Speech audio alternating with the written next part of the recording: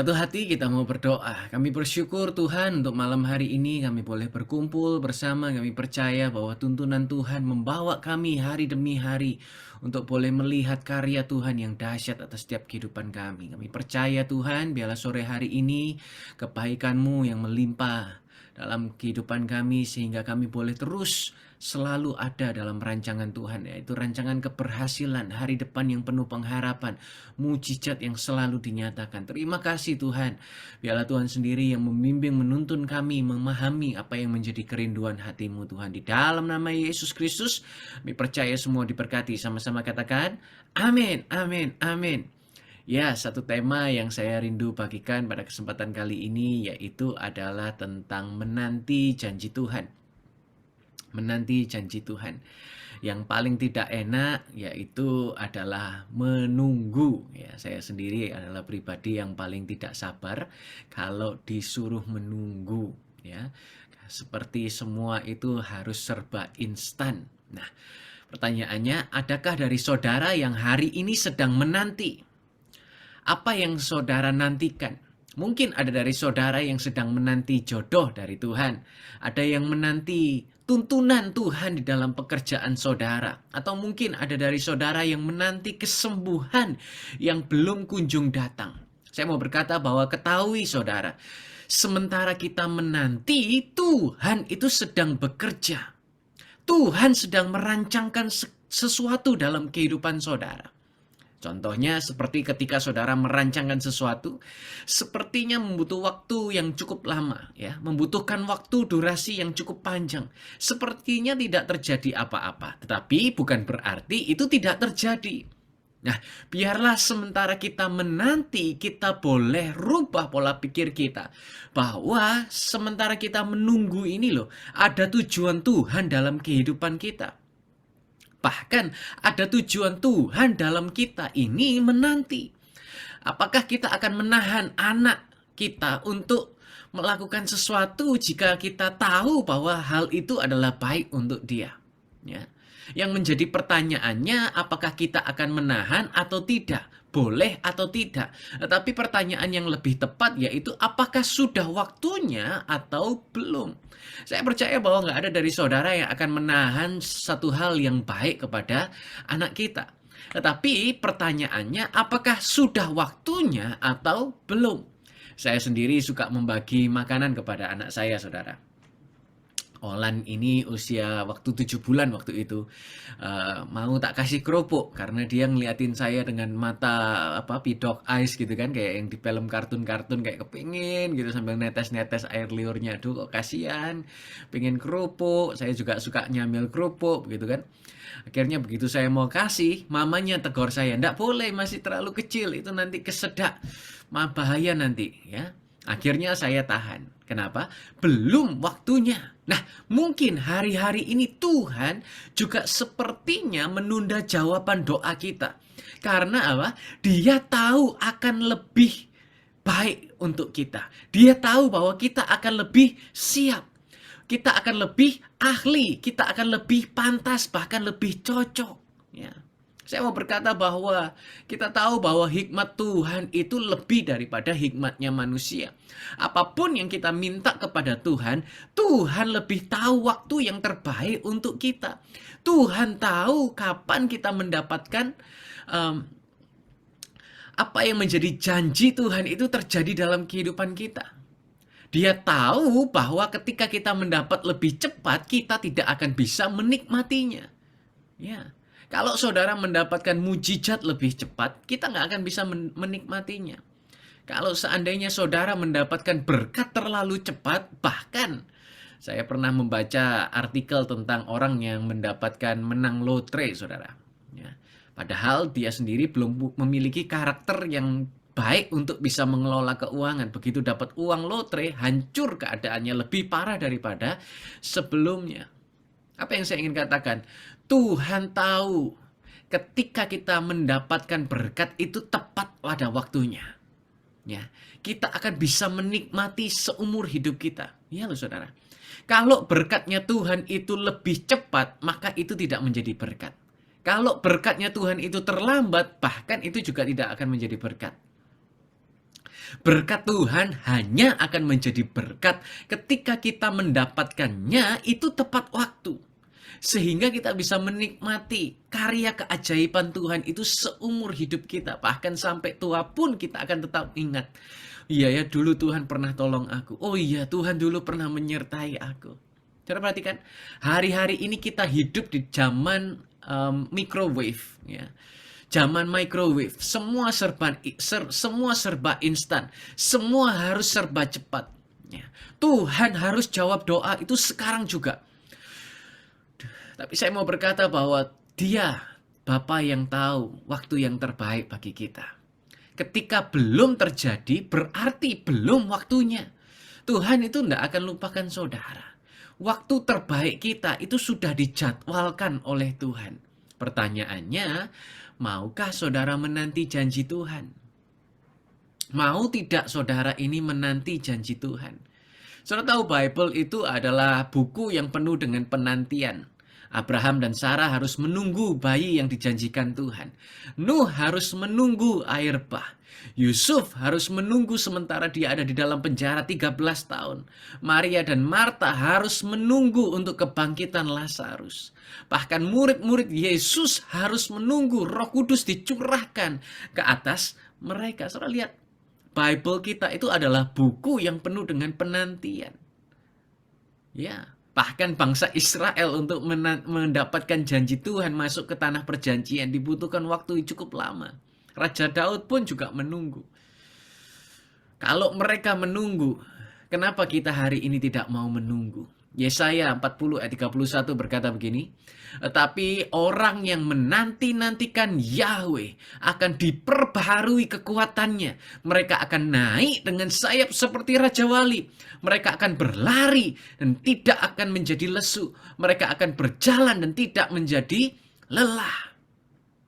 Saudara lihat, Bible berkata ketika kita menanti-nantikan Yahweh, kita akan diperbaharui kekuatan kita.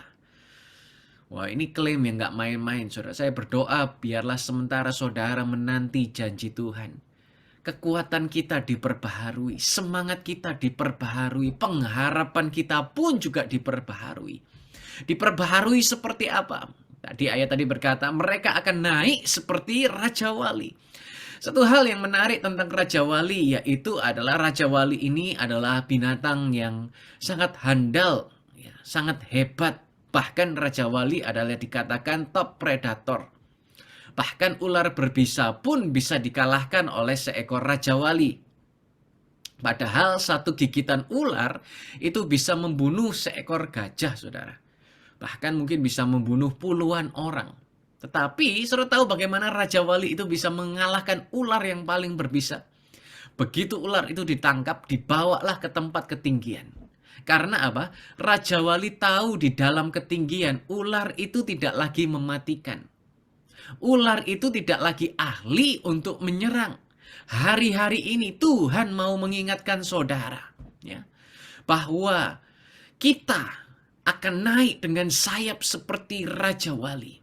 Mazmur 91 ayat 4 berkata, Dia akan menaungi engkau dengan kepaknya, dan di bawah sayapnya engkau akan berteduh. Kesetiaannya adalah perisai dan tembok perlindungan. Saudara lihat, kita ini adalah seperti Raja Wali, kata Bible. Waktu Raja Wali itu mengalami badai, apa yang dilakukan?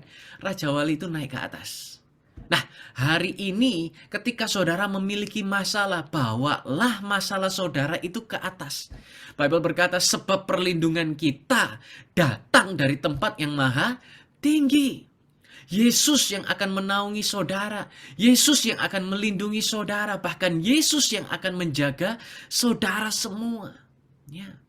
Seperti Raja Wali, ketika dia mengalami badai, ketika dia mengalami keadaan buruk, bahkan ketika dia menangkap mangsa, apa yang Raja Wali itu lakukan? Dibawa ke atas.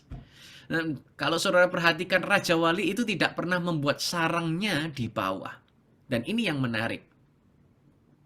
Seringkali cuaca di bawah dengan cuaca yang ada di atas itu lebih ekstrim di atas, saudara. Jauh lebih dingin, ya, jauh lebih berangin, ya, jauh lebih badainya itu lebih dahsyat gitu kan. Seringkali di atas itu biasanya cuacanya lebih ekstrim. Tetapi apa yang terjadi ketika ada cuaca ekstrim badai menghadang? Tiba-tiba induk Raja Wali itu bisa mengepakkan sayapnya. Dan saya seringkali penasaran, kenapa kok harus Bible itu menggunakan perumpamaan Raja Wali? Karena kemudian saya pelajari bahwa hanya Raja Wali yang burung anti badai, saudara.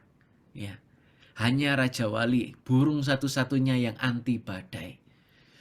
Bahkan ayat tadi berkata, dia akan menaungi engkau dengan kepaknya. Ketika ada badai sehebat apapun, kita ada di dalam perlindungan Tuhan. Di bawah sayapnya kita akan berteduh.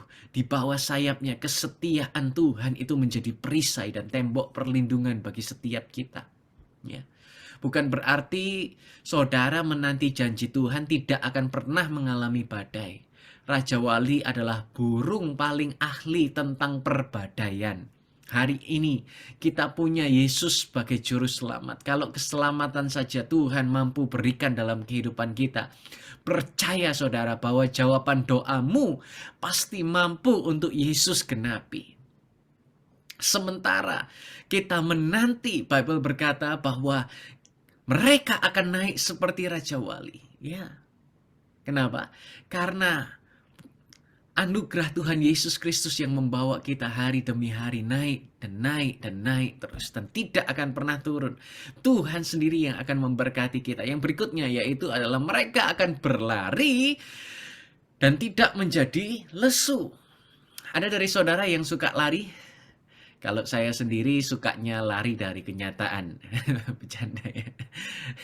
Enggak, lari dari kenyataan. Enggak, kalau saya sendiri itu termasuk atletik karena rata-rata olahraga apapun saya bisa. Paling enggak lebih bagus dari nilai akademik saya. Ya. Tetapi saya ini selalu kalah di nafas, saudara. Apalagi kalau disuruh lari. Wah, sangat sungguh tersiksa sekali. Tapi Bible berkata bahwa kehidupan rohani kita itu adalah seperti pertandingan. Ya. Kehidupan rohani kita itu seperti pertandingan. 1 Timotius 4 ayat 8 berkata, sebab latihan jasmani sedikit saja manfaatnya, tetapi ibadah bermanfaat dalam segala hal, karena mengandung janji kehidupan sekarang dan yang akan datang. Ya. Coba lihat bahwa kita bukan hanya perlu melatih secara jasmani. Hari-hari ini lagi tren budaya hidup sehat. Ya, semua orang mau hidup sehat. Bahkan ada orang yang olahraga yang sedemikian ekstrim gitu kan, supaya mendapatkan body goals. Ya, mendapatkan body goals. Nah, mungkin hari-hari ini kita memikirkan supaya memiliki kesehatan yang prima. Tapi saudara perhatikan bahwa latihan jasmani itu sedikit saja manfaatnya. Tetapi ibadah bermanfaat dalam segala hal. Kenapa? Karena mengandung janji kehidupan sekarang dan yang akan datang. Saya bersyukur sekali saudara terus setia mengikuti Zoom pada malam hari. Dan saya percaya biarlah melalui ibadah semacam ini kita mendapatkan janji kehidupan sekarang bahkan yang akan datang. Mungkin hari-hari ini sepertinya saudara berjuang sedemikian rupa. Sementara saudara berlari, ada yang merasa lelah. Atau bahkan dari saudara ada yang mau menyerah. Atau sepertinya saudara sedang mengecewakan Tuhan. Saya mau berkata bahwa hari ini ada anugerah bagi saudara. Know that when you keep moving, something is happening to you. Ketahui ketika saudara terus bergerak, sesuatu sedang terjadi dalam hidup saudara. Saya yakin bahwa kita ini tidak pernah ditentukan Tuhan untuk diam. Berada di dalam posisi nyaman kita atau berada dalam zona nyaman kita. Ya. Ayat tadi berkata bahwa mereka akan berlari dan tidak menjadi lesu. Kenapa? Karena Ibrani 12 ayat pertama. Kita mempunyai begitu banyak saksi seperti awan yang mengelilingi kita. Marilah kita menanggalkan semua rintangan dan dosa yang mudah menjerat. Dan marilah kita berlomba. Perhatikan kata berlomba dengan tekun dalam perlombaan yang ada di depan kita. Ya, ini yang sedang terjadi dalam kehidupan kita. Seperti awan mengelilingi. Ketika orang berada dalam dosa, itu seperti ada awan yang mengelilingi.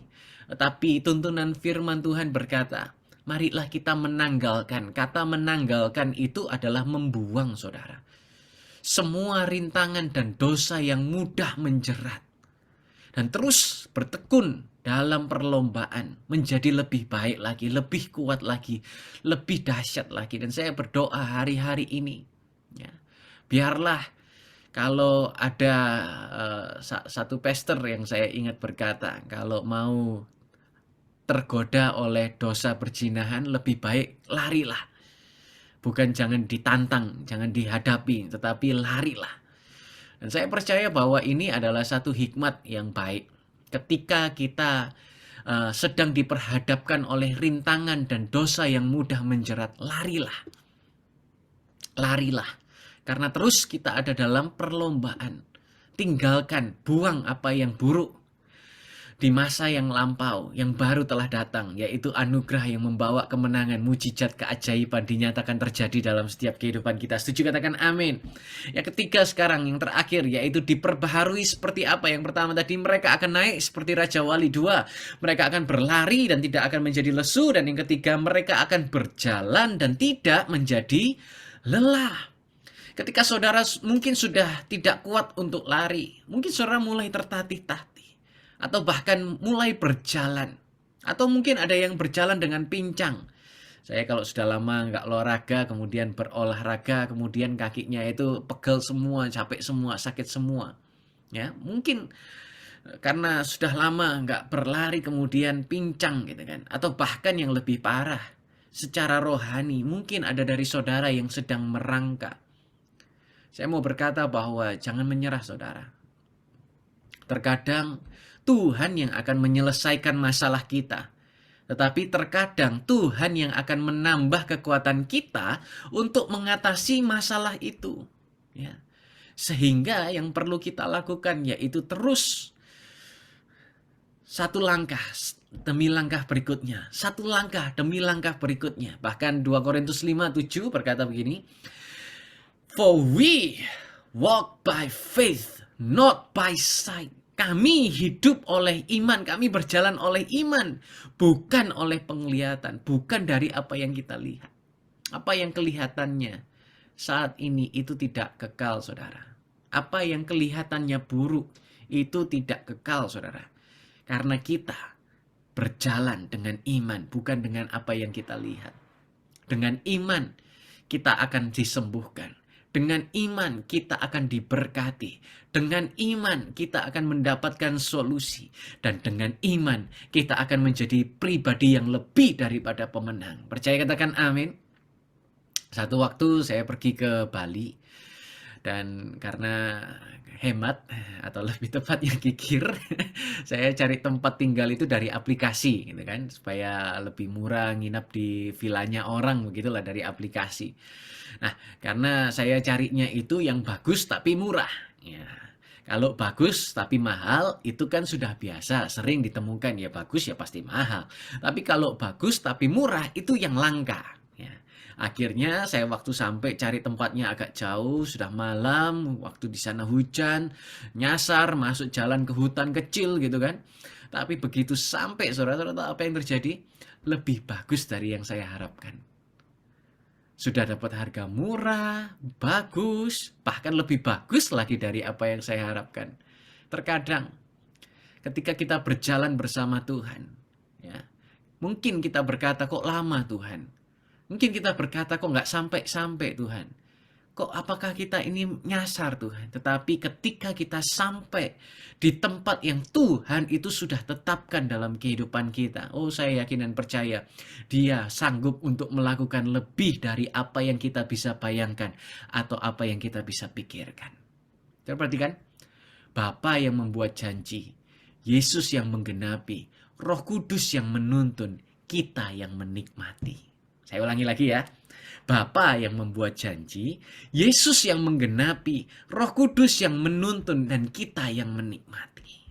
Percaya, saudara, bahwa kita hidup bukan karena penglihatan, tetapi kita hidup karena iman. Ayat terakhir, Yesaya 30 ayat 18. Katakan, oleh sebab itu, Yahweh menunggu engkau memperlihatkan kemurahannya kepadamu. Dan karena itu, dia ada di tempat tinggi untuk berbelas kasihan kepadamu. Sebab Yahweh adalah Elohim yang maha adil. Berbahagialah semua yang menantikan dia. Saudara lihat, ini yang saya pegang dalam hidup saya. Bahwa berbahagialah kita semua yang menantikan Tuhan. Percaya bahwa yang Tuhan janjikan itu jauh lebih baik. Yang Tuhan janjikan itu jauh lebih dahsyat. Ya. Tak perlu kita mengulangi kesalahan yang mungkin orang-orang lain alami. Bahkan tokoh yang ada di Bible alami. Tapi biarlah hari-hari ini kita hidup. We walk by faith, not by sight. Kita hidup oleh iman, bukan dari apa yang kita lihat. Dan saya percaya dengan iman, kita yang menanti-nantikan Tuhan, semua pasti berbahagia. Semua pasti bersuka cita. Semua mendapatkan damai sejahtera, kemenangan, anugerah, mujizat Tuhan melimpah bagi setiap kehidupan saudara. Setuju, katakan amin. Menanti janji Tuhan, kita akan diperbaharui kekuatan kita. Diperbaharui seperti apa? Yang pertama, kita akan naik seperti Raja Wali. Bawa ke tempat yang lebih tinggi. Lebih tinggi karena ada Yesus yang melindungi. Yang kedua, kita akan berlari dan tidak akan menjadi lesu. Mungkin ketika kita sudah hampir mau menyerah, terus melangkah. Dan yang terakhir, yang ketiga, mereka berjalan dan tidak akan menjadi lelah. Percaya bahwa yang Tuhan janjikan itu jauh lebih baik di dalam segala hal yang kita bisa bayangkan atau pikirkan. Saudara lihat bahwa urutannya mungkin agak cukup menarik ya. Kalau saya sendiri lebih suka kalau dibalik urutannya. Berjalan tidak akan menjadi lelah, berlari nggak akan menjadi lesu, kemudian akan naik seperti Raja Wali. Seperti progres gitu, lebih baik dan lebih baik dan lebih baik. Tetapi Bible menuliskan dengan urutan yang berbeda.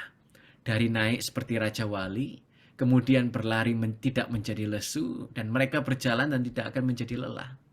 Mungkin hari-hari ini ketika saudara mendapat janji Tuhan, sepertinya semangat sekali.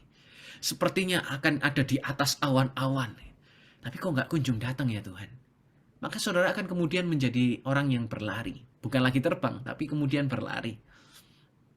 Tapi sementara saudara berlari, kok nggak datang-datang ya saudara Tuhan ya? Kapan janjinya? Kapan aku disembuhkan? Kapan aku diberkati? Kapan aku dapat jodoh ya Tuhan ya? Kemudian saudara akan berjalan dan tidak akan menjadi lelah. Saudara lihat, apapun musimnya, apapun situasinya, saya berdoa dengan iman bahwa Yesus sumber solusi dalam kehidupan kita. Dia Tuhan yang mampu mengubah segala tangisan kita menjadi tari-tarian. Segala krisis kita menjadi kesempatan yang luar biasa. Dan terlebih lagi, Tuhan Yesus yang mampu mengubah masalah kita, malah mendatangkan mujizat yang dahsyat atas setiap kehidupan saudara. Yang setuju? Sama-sama katakan amin. Tuhan Yesus memberkati saudara semua. Amin.